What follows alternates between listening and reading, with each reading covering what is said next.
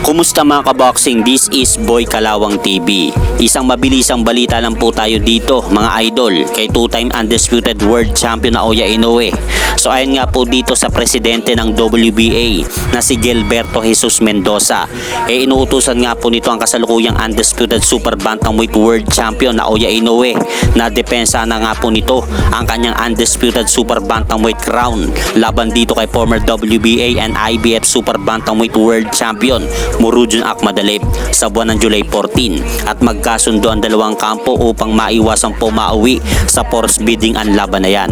At binibigyan nga lang po ng pamunuan ng WBA ang magkabilang kampo nila Naoya Inoue at Murodjon Akhmadalib hanggang buwan ng Setyembre 25. At dahil po dyan mga idol, wala pa pong balita ang kampo ng Hapon na si Naoya Inoue patungkol sa lumabas na balita na yan sa WBA. At sa kabilang banda naman po mga idol, matapos nga pong manahimik ni former WBO Bantamweight World Champion Janriel Cuadro Alas Casimero sa mga bumapatikos po sa kanya na mga boxing fans na tuloy na po daw ito nawala ng laban, ay muling nagparamdam na naman po sa boxing social media ang tinaguri ang angas ng Pinas dahil makalipas nga lang po ang ilang minuto mga idol, nagpost nga po si Janriel Casimero sa kanyang fan page na Cuadro Alas It's My Boy na may caption na, "So mga boss, sino dito sa tatlo ang pagagapangin natin?